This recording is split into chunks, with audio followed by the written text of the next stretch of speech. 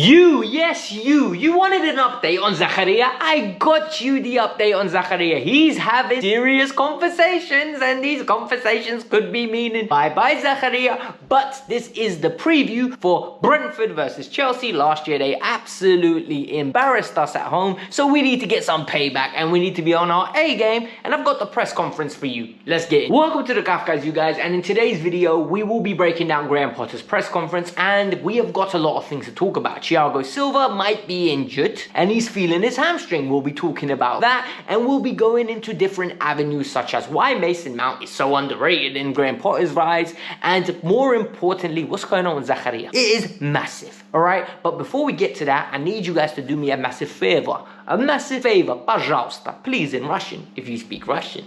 So hit the like button, subscribe to the channel. We're aiming for 25,000 subscribers by the end of the year. Can you guys make this happen for me, please? I really appreciate that. And by doing so, you just have to hit the like button. 1,000 likes gets me to new people. New people understand how great this content is, and it starts flourishing. But we also have my pinned comment, my Instagram. I want to hit 1,000 subscribers on that. So hit me up in the DMs, ask me football questions, and I respond, and we have a great chat. But now for the main event, you guys came for the press conference. I've got it all for you here. We're going to talk about the positives, and the positives are simple. No injury. We are in a good place. No new injuries. Still out, Reece James. Still out, N'Golo Kante. Still out, Wesley Fofana. Other than that, everybody is fit and raring to go. Thiago Silva is fit and raring to go, according to our gaffer, Graham Potter. Everything is good. Everything is fresh. Everyone is happy. But he did say that we need to manage Thiago Silva because the guy was feeling his hamstring. Like I said, here, look, Thiago is no longer a young man. He's no longer a man that has a fresh body. Tomorrow morning I'm playing again. No, it doesn't exist. You need to manage him. We need to maintain him. We need to nurture him, and we need to look after him. So Bella Silva, please give him cuddles, look after him. Don't make him take unnecessary steps. Look, he does not need to hit his step goal. So please, kid, go and grab the remote for him, cook him nice dinner, do whatever you need to do to make sure Thiago Silva will be playing as many games for Chelsea as possible this year. So Potter said we're going to be looking after him. This confirms to me Thiago's getting rested tomorrow. I don't see Thiago starting tomorrow because we cannot be risking him to be out of the Manchester United game. Look, a lot of you have been asking me almost religiously. Every video I get comments. What's happening with Zakaria? Why is Zakaria not playing? Why is Zakaria not playing? Where's Zakaria? Tash, where's Zakaria? Every video I get asked. You guys ask me more about Zakaria than you ask about Tash. And normally Tash is the most popular thing in my videos. But today, I've got the answer. So Graham Potter says, no, Zakaria will not be getting recalled to Juventus in January because he's been training well, he's been very positive impact, and he's a good person. Graham loves to say this, good person. I love it, you know. It's absolutely, it's like whenever I say he's a good heart, good heart. He's got a good heart in him. But Graham also said the competition is fierce. And what do I take away from those quotes? Zakaria is not going to be happy, people, because he is fifth choice. And when you're fifth choice, you're not going to be playing much football in two positions. It is so evident he's not valued, he's not fancied, and if it was up to Mr. Graham Potter, he would not be here. And now Nazir Kinsella, from the I think it's the Standard, is coming out with information that all of you need to hear. Chelsea are going to be having crunch talks with Zakaria, Graham Potter, and the Bowley Group. Reason being is Zakaria is unhappy. What did you think was going to happen when you signed the player purely based on the fact that we needed sheer numbers? Look, Tuchel never wanted Zakaria. Chelsea never wanted Zakaria. He was just available and Chelsea went and got him. And now that Potter's here and everything's rosy, Potter doesn't want to play him either. So it looks like Mr. Zakaria will be going back to Juventus in January. And if he doesn't, we won't be seeing much of it. He might be a worse signing than Saul. At least Saul scored a goal and had a few good games. Zakaria might not even play a minute. Mr. Edouard Mendy got named the 4th best goalkeeper in the world by UEFA and the Ballon d'Or committee, but yet he can't play for Chelsea. And why? Because Kepa Arrizabalaga is a good person and he's been making the shirt his own. And Potter was very open today with how he described it. He said, Kepa's been good, Kepa's been active, and Kepa's basically not giving up his shirt. And you know what? I respect that. Look, once you get that shirt, it's yours to lose, in my opinion. And Kepa, 8 saves on the weekend, back-to-back clean sheets. You can't be dropping him. He is good with his feet, but my problem is I don't care about the feet. I need to make sure you're a great goalkeeper. And at this moment in time, he's keeping him out. So as long as he continues to keep him out, we can't be moaning. Congratulations to Edouard Mendy for coming fourth on that list, because in my opinion, Edu was being fantastic recently. It's just since January, his form's dipped and he lost the shirt. Now it's time for him to be loyal to himself, keep focusing on his game, and he might be in, because it's Kepa, guys. He will eventually make a mistake. Potter went on and gave us some exposure about what's going to happen when the World Cup starts. Chelsea apparently will go away for some warm weather training. Look, guys, this is basically like a summer holiday, not in the summer, innit?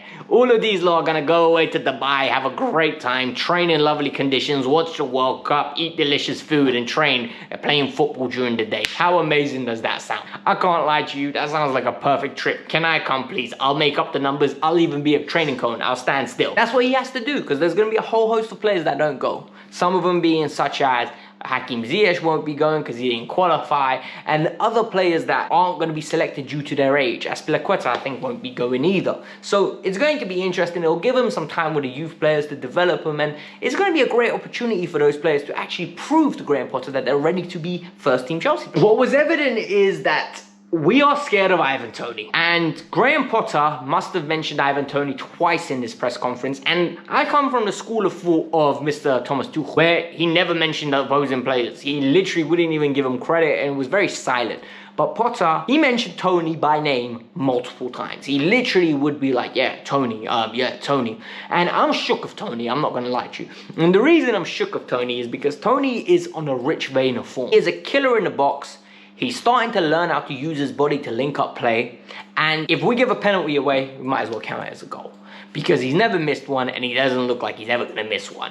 And what's interesting is a lot of people saying Chelsea should sign Ivan Toney. I'm not convinced by Ivan Toney. I think when you're a small pond and a big fish, you look great.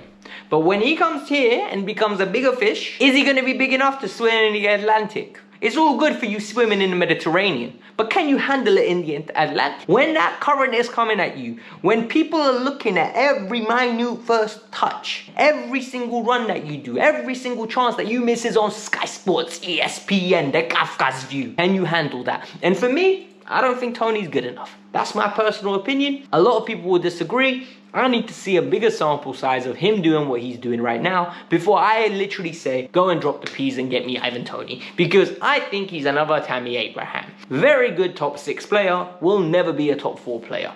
That's my opinion. And finally, Graham. He's had to stick up for Mason Mount. He said he found it strange that people give him criticism. And I hate this rhetoric, because you know what I've realized, right? There are two extremes with Mason Mount. Either he's bloody amazing or he's bloody terrible. There's no middle ground. And the worst thing that people do is they start comparing him to Frank Lampard and start making stupid statistical analysis, such as, well, Frank in 174 games where Chelsea has scored less goals and less assists combined than Frank Lampard, Mason Mount. But Mason Mount is amazing and Mason Mount is underrated. Look, Mason Mount is properly rated. The fan base appreciates Mount for what he is. It's just the fan base appreciates to call him out when he's been doing shit. Now that he's doing well, everyone's calling him Money Mace, Mason Magic, whatever you want to call him, Magic Mike, whatever you want to call Mason Mount, you lot call him, right? He's doing amazing right now and he's performing. But Mason Mount has not been good for a consistent period of time. So when people call him out, Mr. Potter, there's a reason why they call him out. There's a reason why people want to make sure that this guy is performing to the nth degree of his talent. We need to make sure that the number 10 for Chelsea doesn't go 19 games without an open play assist. We need to make sure that he doesn't go like 15 games without a goal. This is very important. You have to have a certain level of standard, like a benchmark. And if he drops below it, drop him and then bring him back in. I'm not saying sell him, but this is it, guys. I think it's very important that we, as a community, are honest, transparent, and are very open-minded to change. So, this was the Kavkas View. I hope you lot enjoyed it. My prediction for tomorrow's game is that we win, obviously.